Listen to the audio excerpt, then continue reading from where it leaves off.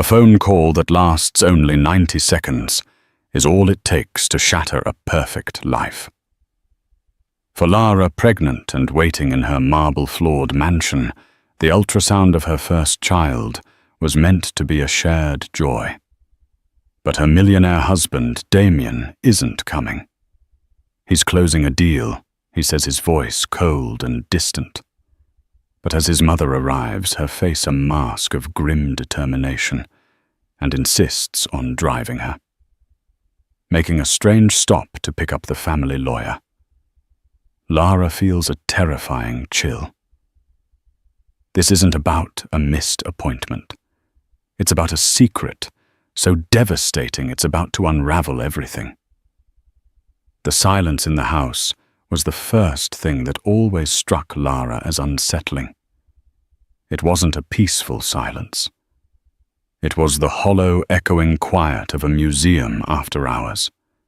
Each of her footsteps on the imported Italian marble of the grand foyer seemed to announce her solitude, a sound swallowed by the cavernous ceilings and absorbed by the cold modern art that Damien had insisted upon. Their home, a sprawling, minimalist masterpiece perched on a Los Angeles hillside, felt less like a home and more like a testament to her husband's success, a beautiful, sterile cage. Today, however, a nervous energy buzzed beneath her skin, a happy hum that temporarily filled the void. At 20 weeks pregnant, she was finally starting to show a gentle, promising curve to her belly that she cradled protectively. This was the day of the anatomy scan, the day they would see their baby, in intricate detail for the first time, 10 perfect fingers, 10 tiny toes. The day it would all feel irrevocably real. She had laid out her clothes the night before, a soft cashmere dress in a shade of pale blue that complemented the soft glow she'd acquired. In the nursery, a room she'd fought to paint in a warm, creamy white instead of the slate grey Damien's designer had chosen. Everything was ready. A tiny pair of sneakers, a gift from her own mother, sat on the dresser, a poignant symbol of the little person about to turn their world upside down. Lara glanced at the clock on the kitchen's sleek digital interface. 10:30 a.m. Damien should have been home by now. He had promised. No matter what Izzy he'd said, kissing her forehead before leaving 2 days ago for a business trip to Singapore. I'll be on the 6 a.m. flight. I won't miss seeing our baby for the first time. Nothing is more important. She had believed him. She had chosen to believe him just as she had chosen to overlook the increasing number of late nights, the hushed, tense phone calls he would take in his glass-walled office, and the way his gaze sometimes seemed to look straight through her, his mind a million miles away, crunching numbers she couldn't comprehend. He was Damien Ashford, a wunderkind of the tech investment world. His pressure was immense, his schedule grueling. That was the price of the life they lived, the life he provided.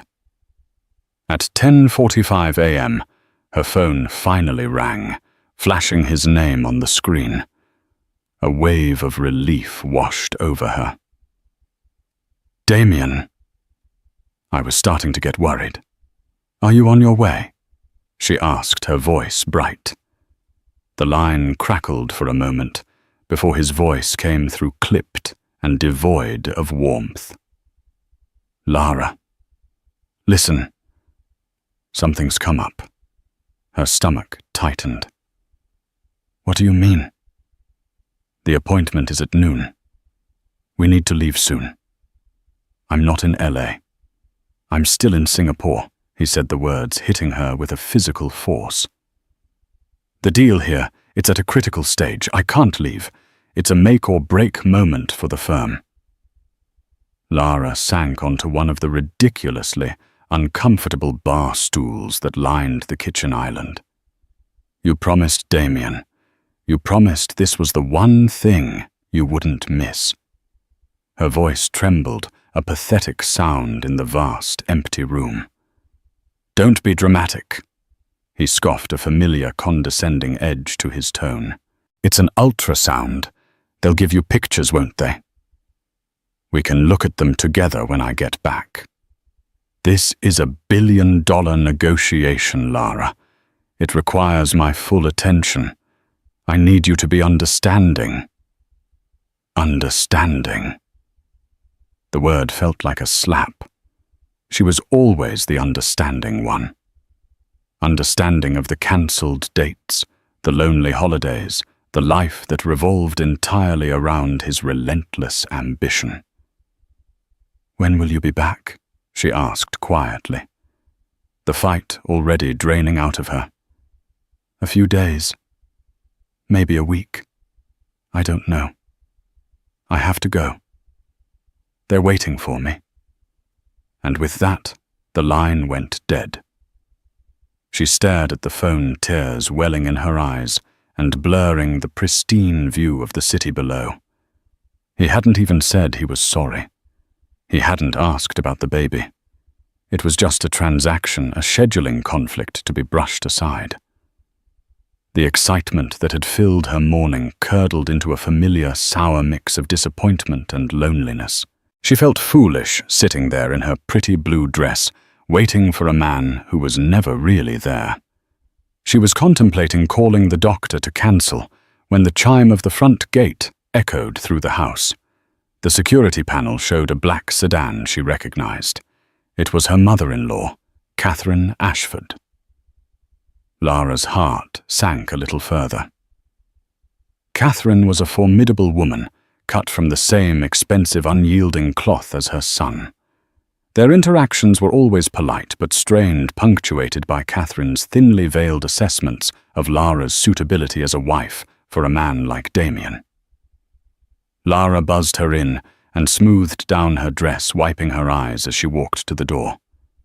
She would have to put on a brave face, pretend Damien had been called away for a heroic, world-saving reason. But when Catherine stepped inside, her usually impeccable composure seemed off. Her tailored Chanel suit was perfect, her silver hair coiffed, but her eyes a sharp, intelligent blue. So like Damien's, held a flicker of something Lara had never seen before, anxiety. "Lara," she said, her voice crisp, but lacking its usual icy edge. "You're ready, I see." "Good." "Catherine." "What a surprise," Lara stammered. "Damien, he got held up. In Singapore. A last-minute emergency with his deal." She waited for the sympathetic but slightly superior response. She expected something along the lines of course, my son's work is so very important." Instead, Catherine looked at her, her gaze intense. "I know. He called me an hour ago." She paused, her eyes scanning Lara's face, taking in the tear-streaked cheeks and the forced smile. "Go get your purse. I'm driving you to your appointment." Lara was taken aback. "Oh no, you don't have to do that.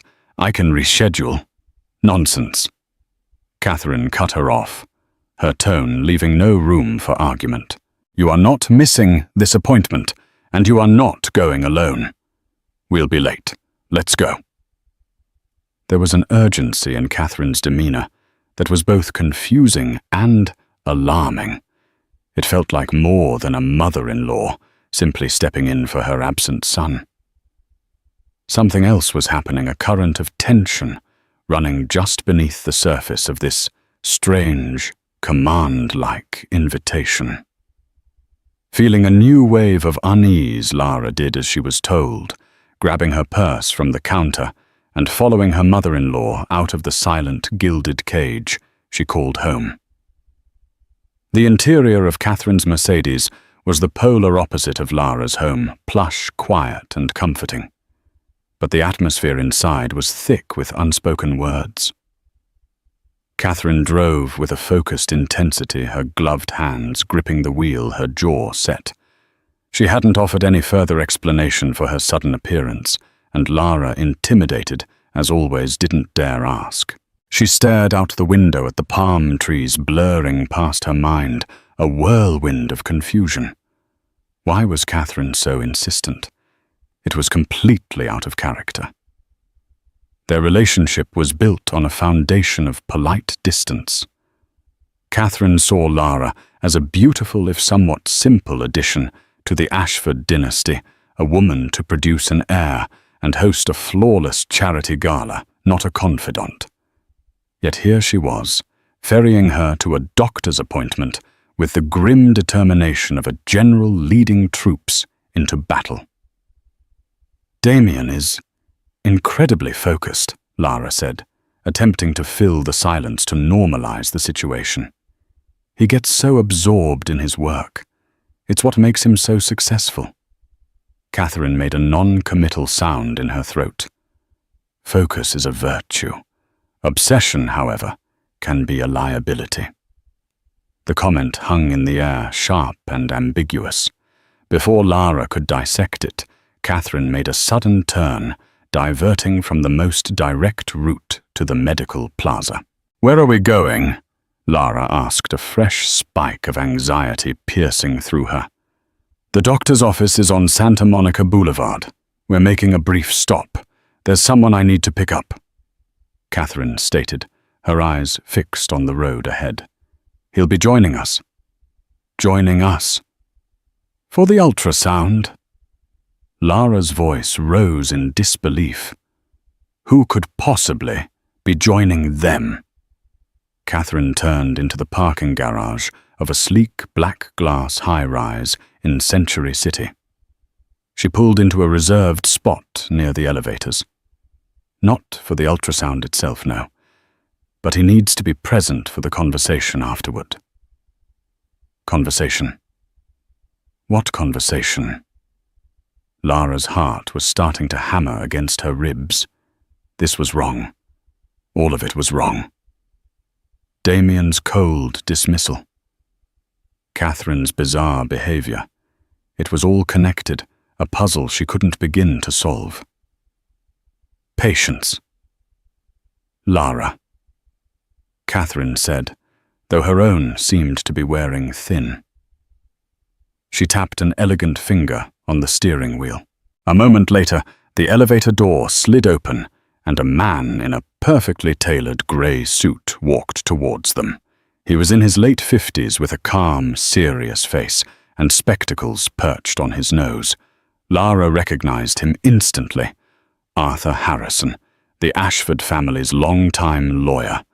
He had handled the paperwork for their house, a remote and imposing figure she had met only twice. He opened the rear door and slid in the scent of old paper and expensive cologne filling the car. "Catherine." He nodded, his voice a low, steady baritone. "Lara.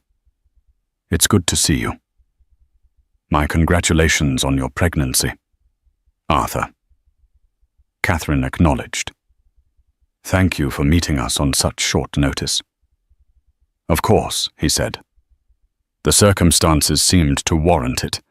His eyes met Lara's in the rearview mirror, and his expression was one of gentle pity. It was the look of a man who was about to deliver terrible news. Lara felt the floor drop out from beneath her. "I don't understand," she said, her voice shaking. "Why is our lawyer coming to my baby appointment? Did something happen to Damien?" A new horrifying thought took root. An accident, a medical emergency he was hiding. "Damien is fine physically," Catherine said, pulling out of the garage and back onto the street. "This is about business. Family business. What does that have to do with me? Or this?" she asked, her hand instinctively covering her stomach. It was Arthur Harrison who answered, his voice calm and measured a stark contrast to the panic rising in Lara's chest. Sometimes Lara family and business assets become deeply intertwined. Catherine has some concerns about recent decisions Damien has made. We felt it was prudent to create a clear line of communication. It was the most elegant, evasive non-answer she had ever heard. Concerns. What kind of concerns? She pressed, looking from Catherine's rigid profile to Arthur's reflection in the mirror. Catherine sighed a long, weary sound. Damien has become reckless. He's liquidating assets that have been in this family for generations, trust funds his father set up. He's moving vast sums of money around without consulting anyone. When I questioned him, he became hostile. He told me to trust his genius and stay out of his affairs. He's under a lot of pressure. Lara defended weakly, the words tasting like ash in her mouth. This is beyond pressure, Arthur Harrison interjected gently. This is erratic behavior. Catherine asked me to look into some of the holding companies he's been using. What I've found is opaque, unorthodox, even for a man as aggressive in business as Damien. He paused. We believe it's important to ensure that you and the baby are protected, that your futures are secure regardless of the outcome of his current ventures. Protected. Secure. The words were legal sterile, but their implication was terrifying. They were talking as if Damien was a sinking ship from which they needed to rescue the passengers. The man she was married to, the father of her child, was being discussed as a threat, a liability. Lara leaned her head back against the cool leather of the seat, the reality of the situation beginning to dawn. This wasn't a mere intervention about a work-life balance. Catherine and Arthur Harrison suspected something was profoundly wrong with Damien's business, something that could have catastrophic consequences for the entire family. And they had brought the family lawyer to a prenatal appointment because in their world, a new heir was not just a baby. It was an asset to be secured. The strange, unexpected alliance between her and her formidable mother-in-law was now clear. It wasn't born of affection, but of necessity. Catherine wasn't there to comfort her. She was there to protect the Ashford legacy and its newest member from her own son. The cold, empty seat that should have been filled by Damien suddenly felt like a chasm, a dark space representing not just a missed appointment, but a terrifying betrayal. She was only just beginning to comprehend. The waiting room of the perinatologist's office was decorated in calming shades of beige and rose, but for Lara the place felt charged with a clinical, terrifying tension. Arthur Harrison sat in a chair across from them, discreetly reading through a file the picture of professional detachment. Catherine sat beside Lara, rigid and silent, a marble statue of maternal concern. Lara felt like a specimen under a microscope, her private joy now a matter of legal and financial urgency. When the technician called her name, Catherine stood. "I'm coming with you," she stated simply. Lara nodded, too numb to argue. Arthur gave her a small, encouraging smile as they left a silent promise to be there when the ordeal was over.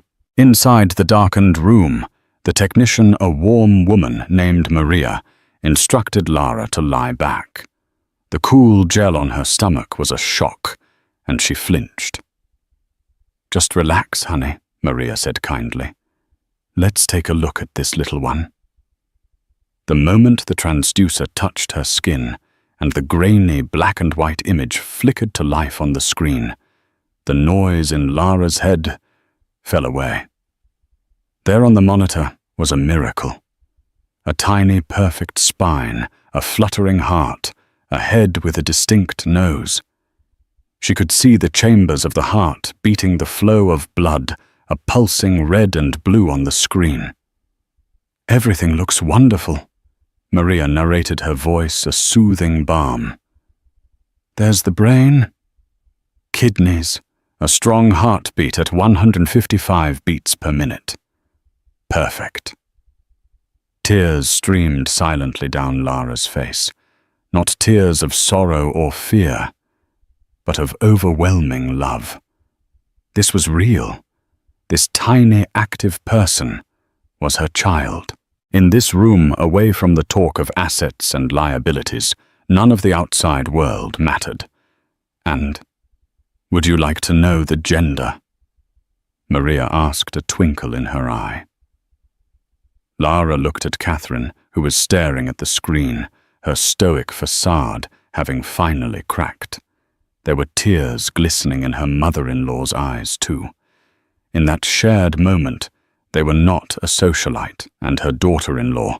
They were just two women, a mother and a grandmother, marveling at the beginning of a new life. Yes, Lara whispered. Please. Maria moved the probe, typed a few commands, and then smiled. Well, congratulations, ladies. You have a very healthy, very active little boy, a son. Lara let out a sob that was half laugh, half cry. A boy. She could almost picture him, a miniature version of Damien, but with, she hoped, a gentler heart. Catherine reached out and squeezed her hand, a gesture so unexpected and so genuinely warm that it made Lara's tears flow faster. A boy, Catherine repeated softly, her voice thick with emotion. His father would have been so proud. She was referring to her late husband, a man whose legacy Damien was apparently putting at risk. After the scan was complete, and Lara held a folder of glossy photos of her son, they returned to the waiting room. The joy of the last 30 minutes had armed her with a new fragile strength. This wasn't just about her anymore. She had a son to protect. Arthur Harrison had arranged for them to use a small private consultation room. He closed the door behind them, and the clinical reality of their situation returned. He is perfect, Catherine said, her voice still soft, as she looked at the ultrasound pictures in Lara's hand. She then looked at Arthur, her expression hardening with resolve. Which is why we cannot afford to be sentimental right now. She turned to Lara, her gaze direct and serious. Lara, what Arthur and I told you in the car was only the surface. We didn't want to alarm you before the appointment. But now you need to know what we are truly facing. Arthur Harrison took over, his tone grave. Damien has taken out a number of high-interest unsecured loans against the core assets of Ashford Investments. He's done this through a series of newly created shell corporations. It's a classic move to hide debt and liability. The problem is the people he is borrowing from are not reputable banks. They are private lenders who operate in the financial grey markets. They are ruthless. Lara felt a chill creep up her spine. But why? The company is successful. We're rich.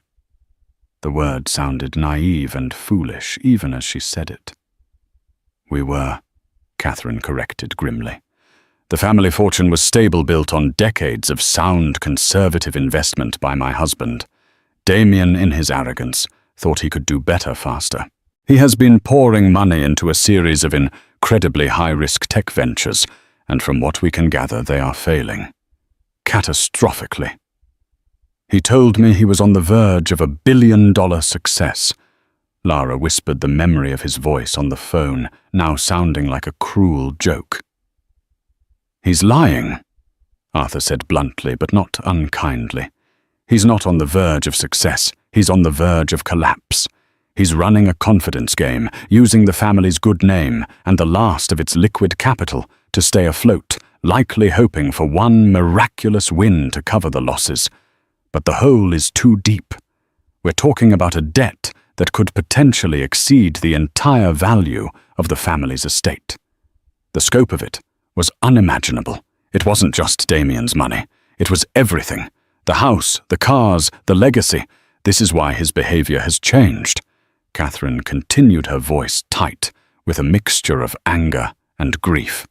The secrecy, the hostility, the lies. It is the behavior of a desperate man. Arthur leaned forward slightly. Lara, we need your help. You are his wife.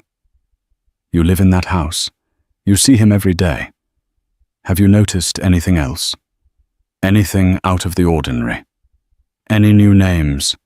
Strange meetings? Documents left around?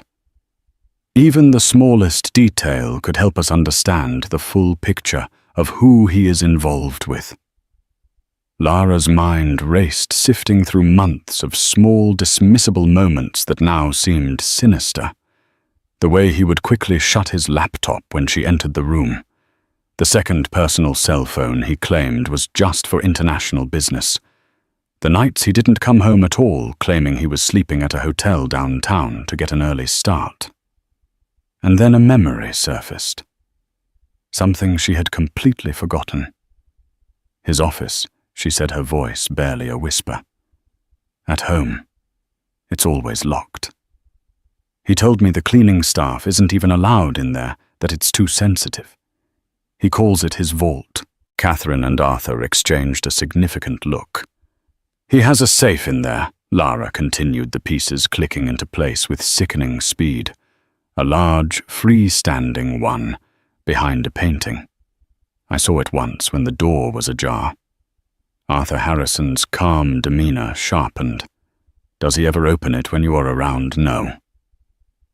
Never, she said. The place was a black box in the center of their home, a physical manifestation of all the secrets he was keeping. Lara, Arthur said, his voice low and serious. We believe Damien may be preparing to disappear. The way he's moving money, it's not just to cover debts. It looks like he's amassing a stockpile of untraceable cash. If he has important documents, passports, or anything else related to this plan, they would be in that safe. The implication was clear. He wasn't just going to lose their money. He was planning to run, to leave her behind, to deal with the fallout. Her and their unborn son. The love she had felt in the ultrasound room curdled into a cold, hard knot of fury. The image of Damien's charming smile was replaced by that of a coward and a thief. When we get back to the house, Lara said, her voice steady and clear, imbued with a strength she didn't know she possessed, I'm getting into that office. Returning to the mansion felt like entering a crime scene. The sun streamed through the floor-to-ceiling windows, glinting off the polished chrome and glass, but the light only seemed to emphasize the house's cold, empty soul. The silence was no longer just unsettling. It was menacing. Catherine and Arthur had dropped her off, making a plan to reconnect as soon as she had anything to report. They had offered to stay, but Lara knew this was something she had to do alone. Invading her husband's inner sanctum felt like a final, intimate betrayal, and she couldn't bear to have an audience. Her heart hammered against her ribs as she stood before the solid oak door of Damien's office. It was, as always, locked. She tried the handle, a futile, symbolic gesture. For years she had respected this boundary without question, accepting it as part of the package of being married to a powerful private man. Now she saw it for what it was, a barrier to keep her from his truth. She retrieved the emergency key from the security panel, where Damien had told her it was kept in case of a fire. The irony was bitter. A fire was indeed raging, just not the kind that could be extinguished with water. The key slid into the lock with a quiet click. Lara pushed the door open and stepped inside. The air was stale, thick with the smell of expensive leather and secrets. The room was obsessively neat. A massive obsidian desk stood in the center, its surface clear except for a sleek laptop and a photo of the two of them on their wedding day. Lara stared at the picture, at her own beaming, naive smile, and felt a wave of nausea. She turned the photo frame face down. Her target was the painting on the far wall, a dark, brooding, abstract piece she had always hated. She pulled it aside, revealing the flat grey door of a large digital safe. A keypad glowed expectantly. Panic fluttered in her chest. A code. It could be anything. His birthday. Their anniversary. She tried both.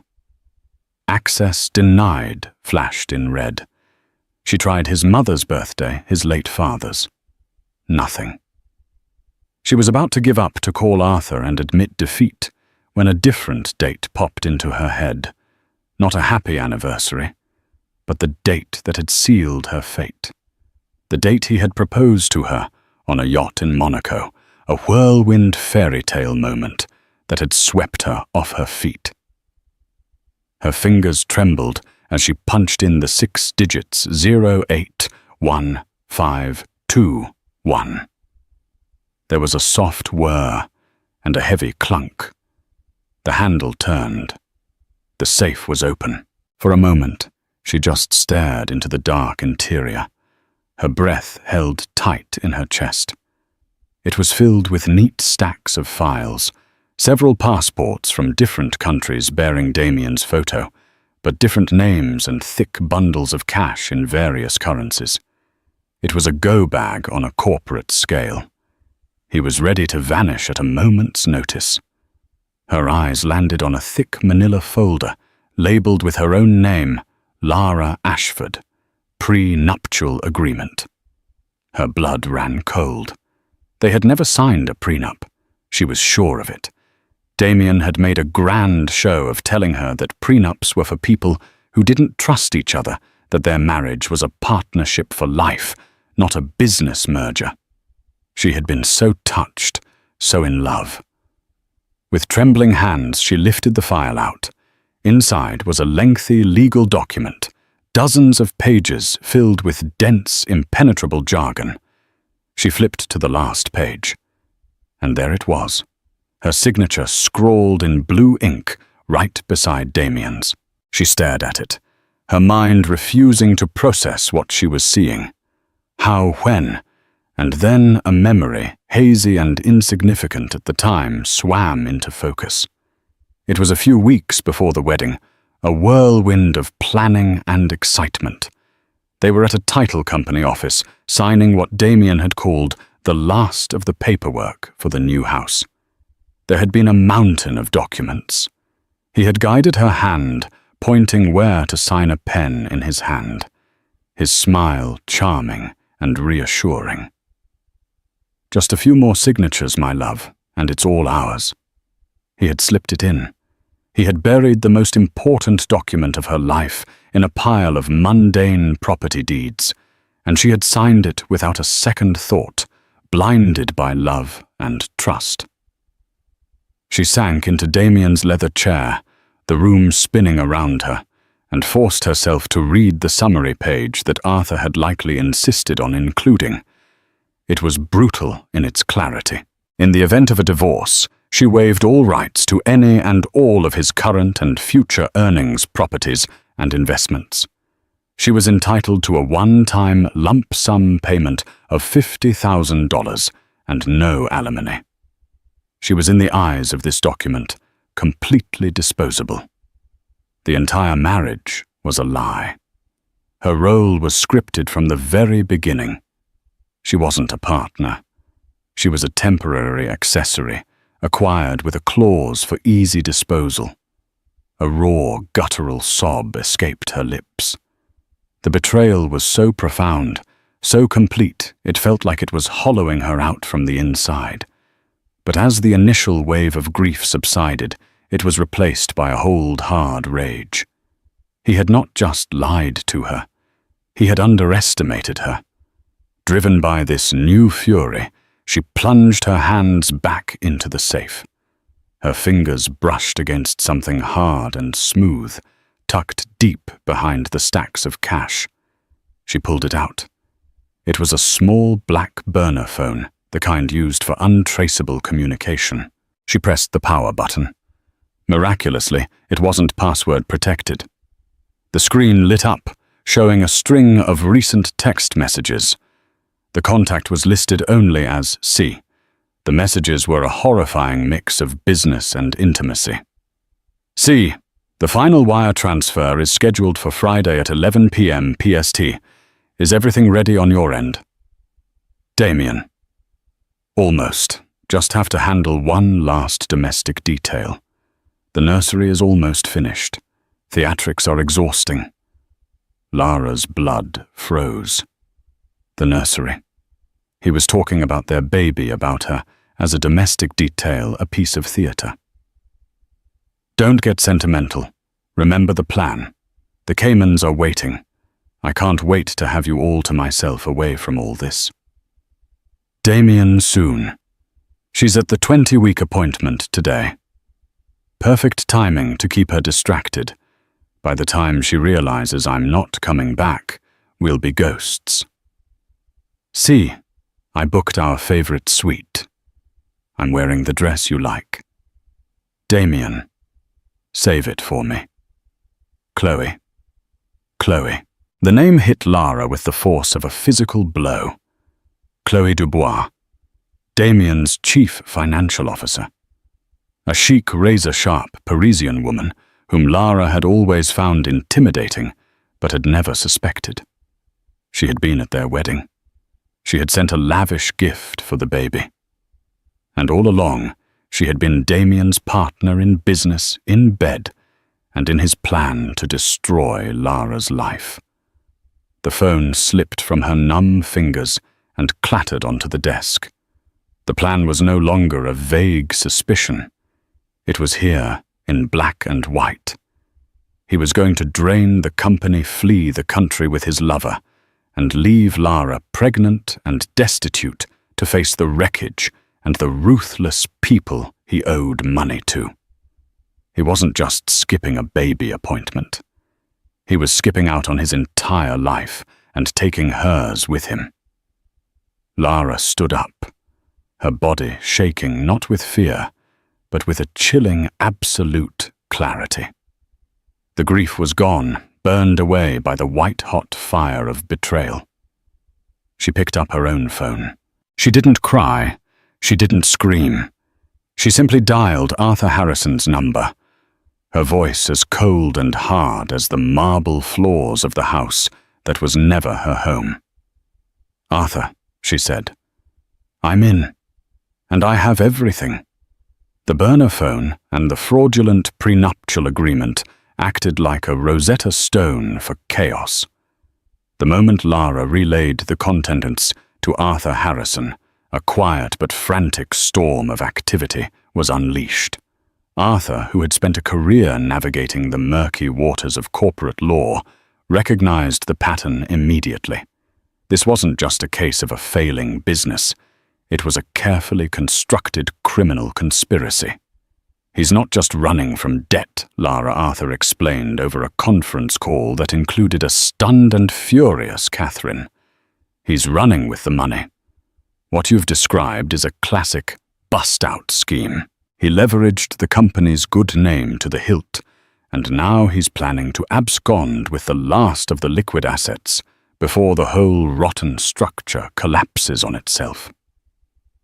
Within hours, Arthur had assembled a small elite team, a forensic accountant named Maria Flores, a bulldog of a woman known for her ability to follow a digital money trail through the most complex offshore labyrinths, and a private investigator, a former FBI agent named Ben Carter.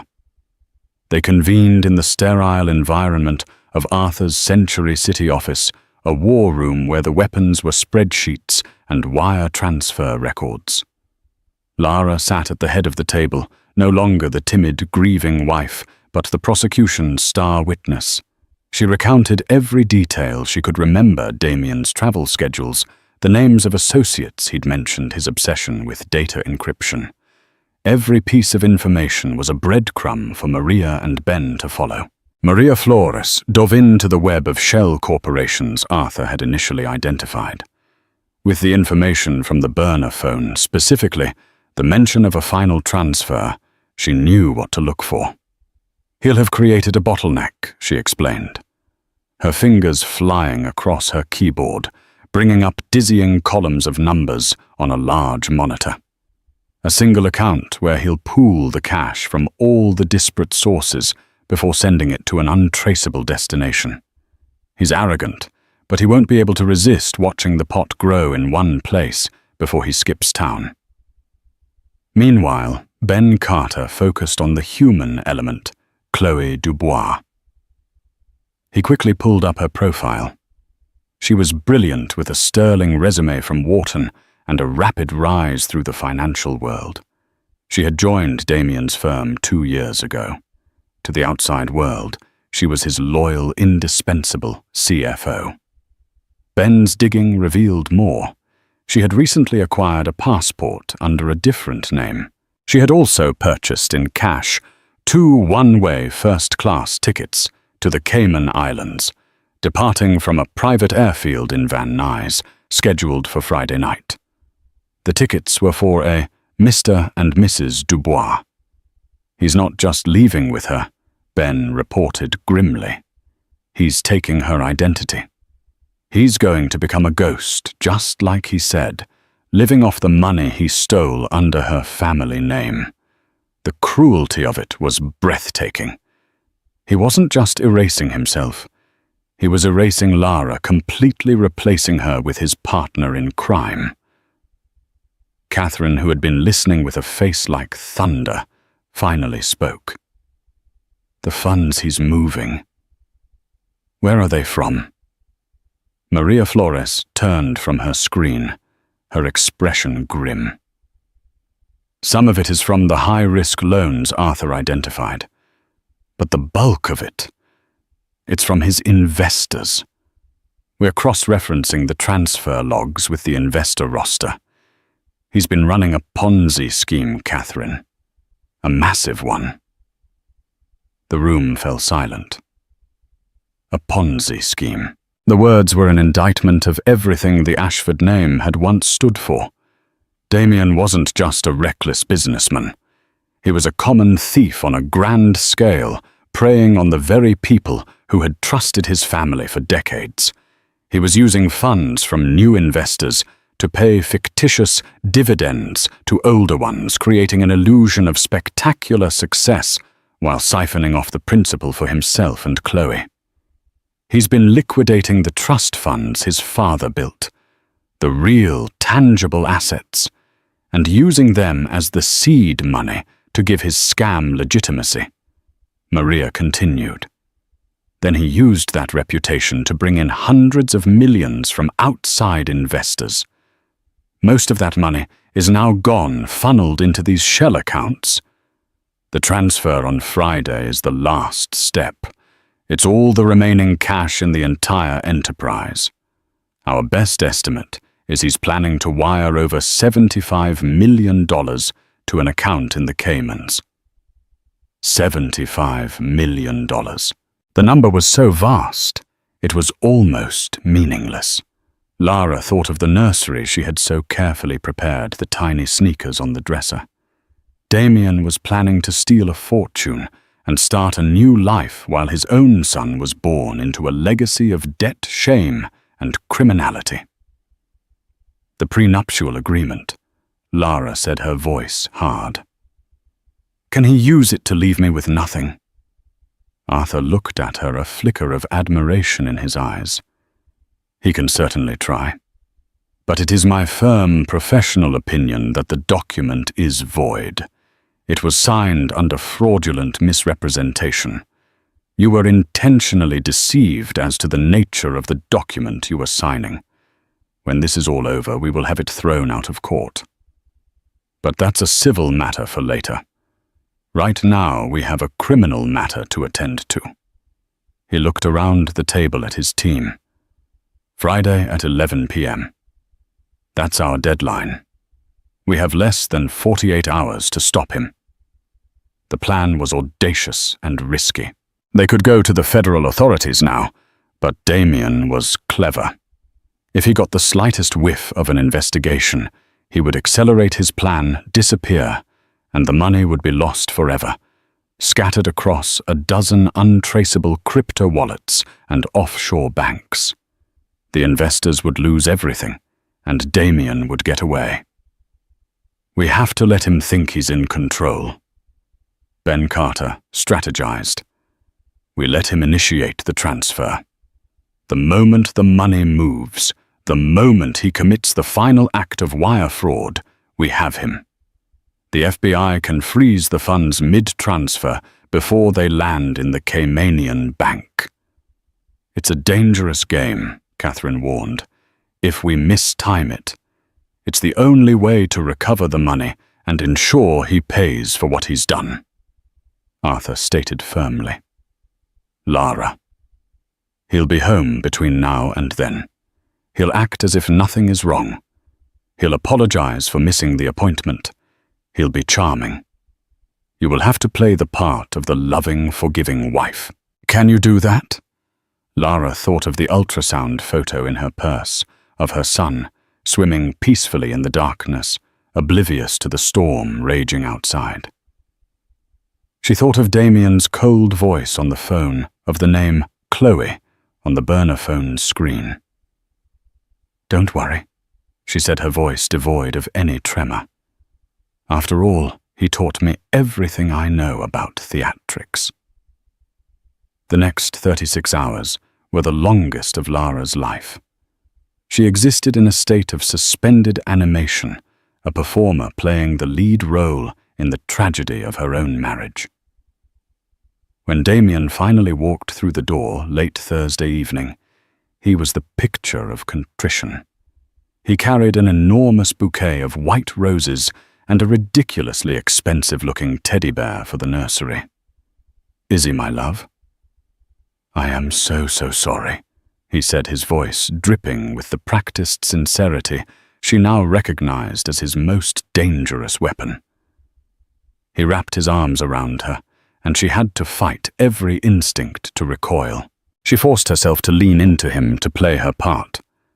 I was just so disappointed, she murmured into his shoulder, her words muffled. I know, and you had every right to be.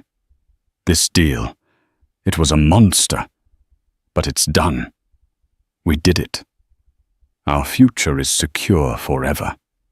He pulled back, beaming at her, his eyes shining with a counterfeit glow. I'm all yours now. No more trips, no more late nights. Just you, me, and our little man. He had seen the ultrasound photos she had strategically left on the kitchen island. The lie was so effortless, so complete, it was almost impressive. He spent the evening doting on her, rubbing her feet, talking about baby names, painting a beautiful picture of a future he was actively planning to detonate. Lara smiled. She nodded. She brought him his favorite scotch.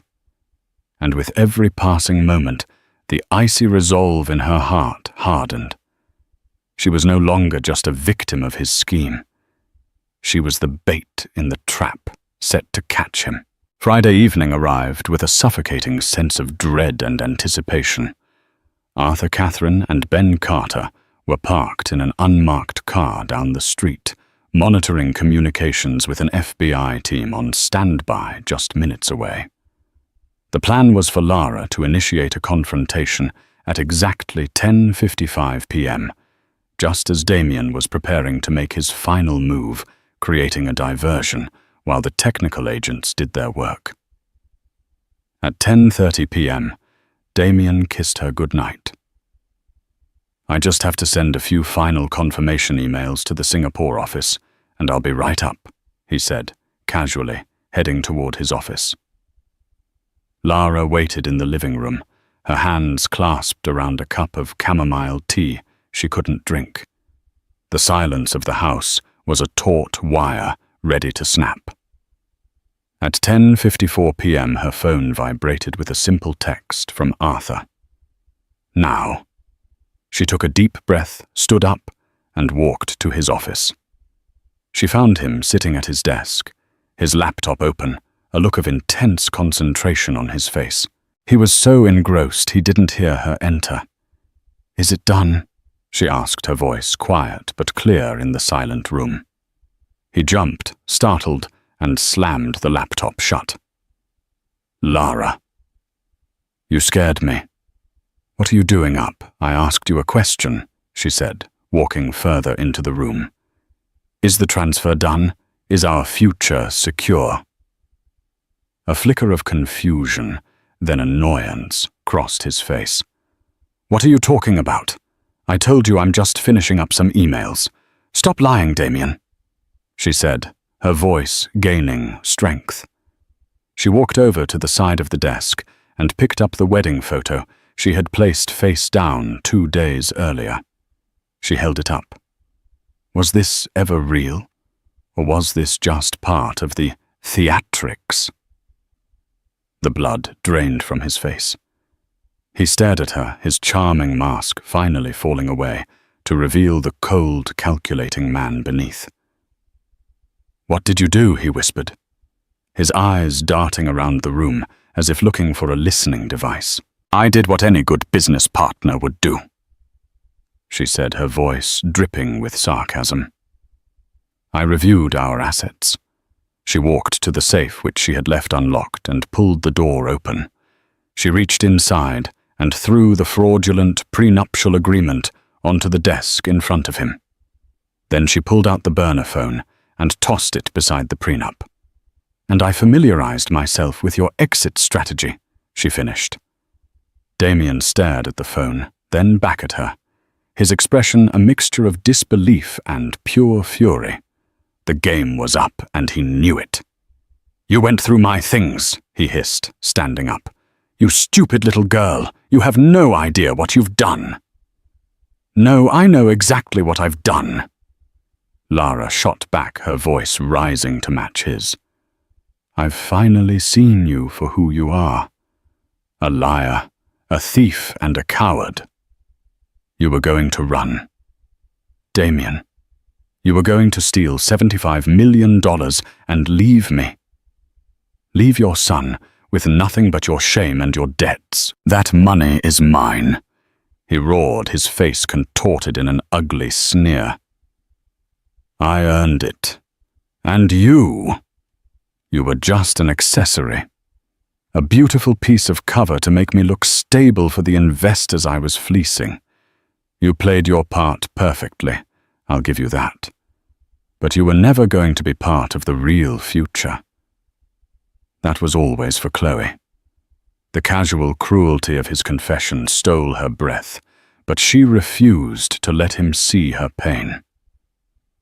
At that moment, the office door swung open and Catherine Ashford stepped inside, her face a mask of cold fury. Arthur Harrison was right behind her. "Get away from her!"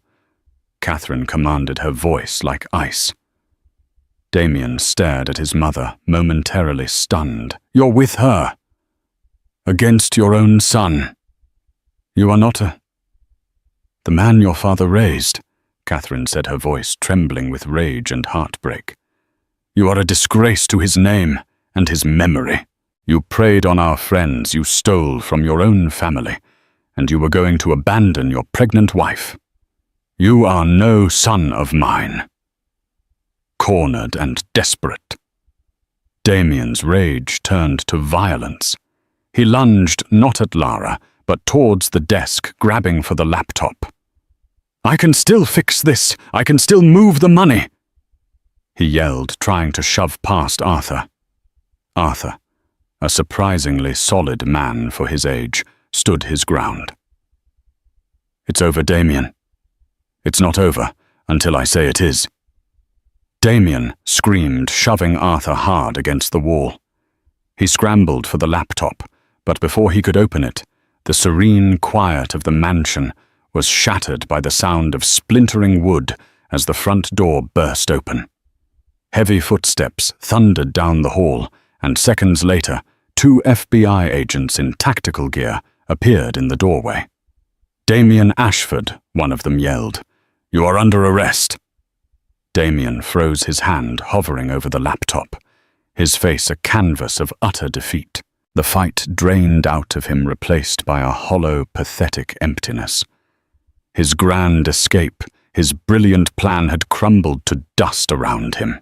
As the agents cuffed him and read him his rights, his eyes found Lara's.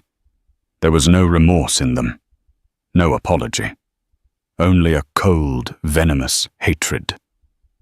As they led him away, a broken man stripped of his power and his charm, Catherine wrapped a protective arm around Lara's shoulders.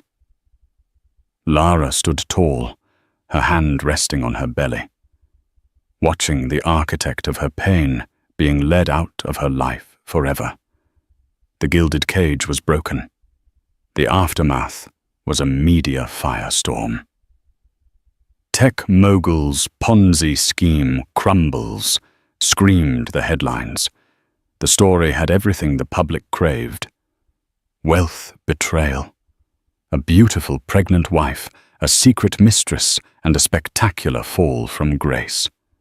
For weeks, Lara's face was splashed across news sites and television screens. She became a reluctant symbol, the wronged woman who brought down a titan. But behind the closed doors of Arthur Harrison's office, the real work was being done. The FBI, thanks to the team's perfectly timed intervention, had successfully frozen the $75 million wire transfer. The money was seized, destined to be painstakingly returned to the dozens of investors Damien had defrauded. Chloe Dubois was arrested at the private airfield, her designer luggage and dreams of a Caymanian paradise confiscated. She quickly turned on Damien, offering testimony in exchange for a lighter sentence, detailing the cold, methodical nature of their criminal enterprise. Arthur Harrison, true to his word, filed a motion to have the prenuptial agreement nullified. Armed with Lara's testimony about the deceptive signing and Chloe's confirmation that the marriage was a calculated part of the fraud, the judge threw out the document without a second thought, calling it an egregious act of coercion and deceit. Lara was officially untangled from the immediate financial wreckage. There was, however, no family fortune left to speak of. What hadn't been stolen by Damien was swallowed by lawsuits and legal fees. The magnificent house on the hill, the cars, the art, it was all seized and sold off, pieces of a life that had never truly been real. Catherine Ashford was a pillar of quiet strength through it all. She bore the public humiliation of her son's crimes with stoic dignity. Without hesitation, she sold her own considerable assets, her jewelry, her apartment in New York, her collection of fine art, things that were hers alone, untouched by Damien's ruin. She used the money to create a new, smaller trust. Not for herself, but for her grandson and his mother. "This is not charity," Lara Catherine said firmly, as they sat in the small, sunlit garden of the modest but charming house she had bought for them in a quiet, tree-lined neighborhood, far from the flash and phoniness of their old life. "This is restitution. This is a family repairing the damage one of its own has done. You and this baby are my family now." The months passed in a blur of legal proceedings and healing. Lara went to therapy, learning to unpack the trauma of the deep betrayal. She learned to trust her own judgment again, to separate the man she thought she loved from the monster he had become. She learned to forgive herself for being deceived, realizing that her only crime had been to love someone who was incapable of loving her back. She and Catherine built a new kind of relationship, one forged not in social obligation, but in shared adversity and a common purpose. They painted the new nursery together, this time in a cheerful, sunny yellow. They took walks in the park, they cooked meals, they talked for hours. Lara learned about Catherine's life, her dreams before she became Mrs. Ashford, and saw the strong, independent woman who existed beneath the Chanel suits. In turn, Catherine saw Lara not as a simple girl, but as a resilient, courageous woman who had saved them all from a worse fate. One crisp autumn afternoon, Lara's water broke. The labor was long and difficult, but she was not alone. Catherine was by her side the entire time, holding her hand, breathing with her, offering a strength that was both maternal and fierce. And then with one final push, he was there. A wave of relief and a love so powerful it eclipsed everything that had come before, washed over her. He was perfect, with a full head of dark hair and the tiniest, most perfect hands she had ever seen. The nurse laid him on her chest, and Lara cried tears of joy, of release, of profound, unadulterated love. Catherine leaned over her own eyes filled with tears and gently stroked the baby's head. "Oh, he's beautiful, Lara. He's just beautiful." "What will you name him?" she asked softly. Lara looked down at the tiny, wrinkled face of her son. He was not a reminder of Damien. He was not the product of a lie. He was his own person, a blank slate, a new beginning. He was her reason to be strong, her anchor in the world. She would build his life not on a foundation of wealth and secrets, but on truth, resilience, and the unwavering love of the two women who would raise him.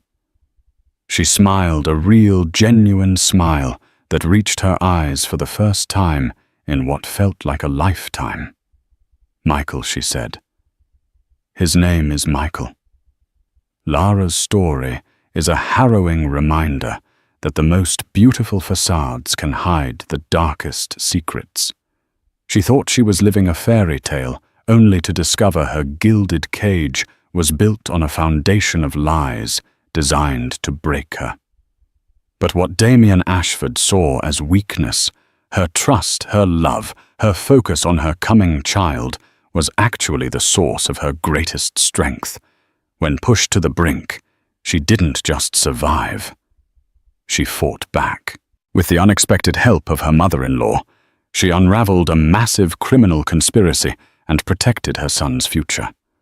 Her journey from a deceived wife to a powerful protector shows us that true wealth isn't in mansions or bank accounts, but in courage, resilience, and the unbreakable bonds we forge in the fires of adversity. If this story resonated with you, please hit the like button. Share it with someone who might need to hear it, and subscribe to the channel for more true-life dramas that explore the depths of human resilience. Click the notification bell so you never miss an update.